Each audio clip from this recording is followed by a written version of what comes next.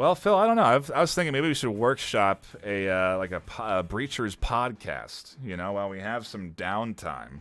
What could something like a Breachers podcast look like? I don't know. We'd love some ideas from the folks at home. We're workshopping new content ideas on the creator side of things, but what's a hot topic that we can chat a bit about? That prize pool that ultimately these teams are competing for. The way that VRML works is that we have a regular season. Over the course of that regular season, you go up or down in rank if you win or lose matches. At the end of that regular season, the top 8 teams from their respective regions get to play for a chance at what is now an $8,600 in cash and hardware prize pool. That prize pool positioned to grow if more sponsors join in over the course of the regular season. Ultimately, Phil, a little bit of added pressure. I'm stoked. We saw how intense the playoffs was for the preseason, and that was just for the glory of winning, of taking the championship. And now that there's actual prize pool, it's exciting. It's going to be extra tense. Like you said, that pressure will mount. It can push you to that higher level, or it can kind of weigh down and cause a little bit of choke, squandering of opportunities. We've seen that plenty of times, but I'm stoked. I couldn't be more excited this season. And we're only in the 3rd week. We got 10 more weeks to go. I know. Amazing action.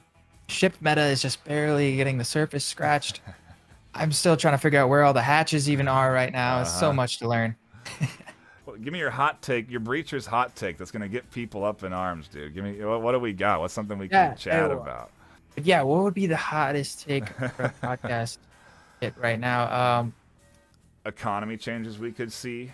Does the Vezin need to be adjusted?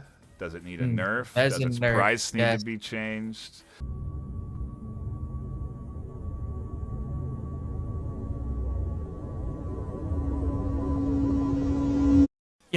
I keep hearing this rumor. I want to ask you if you've heard anything about the next patch they're putting out. People keep saying they have another crouching fix coming. There's going to be a higher cooldown on the crouch. Not going to be able to. I saw whispers. I saw whispers in the wind about that as well. Vezin nerf is a really nice hot take. I think that could. I've been posting my ideas to that for a while. I think whether maybe if you make it more expensive, I think actually the best thing would just be to drop the damage just enough to where it doesn't one tap to the head. Right? So you have to tap body. Kind of, I've been playing Counter-Strike for a long time. The M4 never one tap to the head. The AK did one tap to the head, but it was slower firing and had more recoil. The Marui, slower firing, more recoil. Let that be the one tap to the head at any range gun. Drop the Vezin, make that like your pseudo M4. Now you've got a reason, it could be the king at close range, just got a higher rate of fire. You can put more rounds down range quicker. Marui does more damage, better at wall banging, longer distance. What about price reductions on a Cadillo? Getting that more down into like an SMG price range. Because then you actually have some value. Because it's an impactful gun, but it's not stronger than a full auto rifle in a lot of cases. It's more in that SMG effectiveness. I'm just kind of thinking, what's the adjustment that can be made for the middle ground, for that second round, for what can be made to encourage the partial buy? That's kind of my thought on that kind of questioning there. Yeah, light buy for next type of setup. I think a lower price Cadillo would be nice. The thing about the Cadillo is it's the closest thing the game has to a sniper rifle, and that's why it's so expensive. But the game doesn't really favor the sniper playstyle. Everything is so close quarters combat. You're very rarely getting a long enough distance fight to where the Cadillo would have, like, say, an advantage. Definitely never over a Marui, because the thing just still one taps all the way across the map. But even a Vezin, I think, is because you can put so many more shots down range. You need one headshot, one body shot at long range, and you can put down 3 bullets for every one Cadillo shot. So it's that could be an idea. That could be. I gotta say, I'm very impressed with the adjustments they've made so far, because everything is nicely, like the Omen, the SMGs are in the middle. They're definitely more powerful. Maybe that's it. Maybe just kind of a little bit. I don't know. A touch on an SMG or two, make that RCP have a little bit more bite.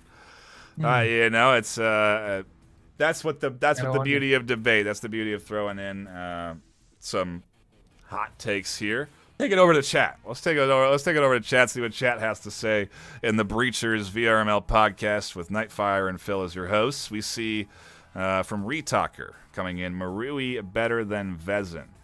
Ooh. That's not a wrong take, because in some cases, in certain scenarios, it's better, right? In certain ranges Oh, and yeah. distances.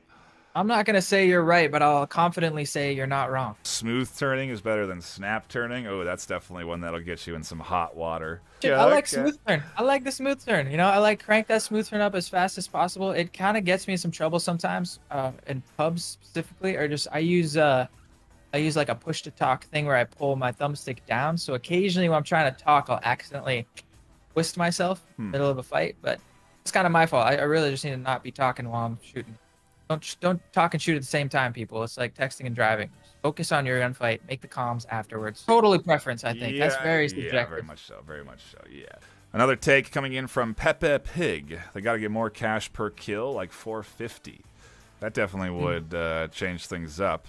I see. I think if you make an adjustment like that, it's a momentum that it enhances the amount of momentum that you get. I mean, like, becomes more momentum based. Like the winning team already gets more money overall, and then getting more money for every kill, and they're obviously getting more kills 9 out of 10 times after winning the round. That's a bit much. Every time you get a kill, you get a free stim. That's a lot.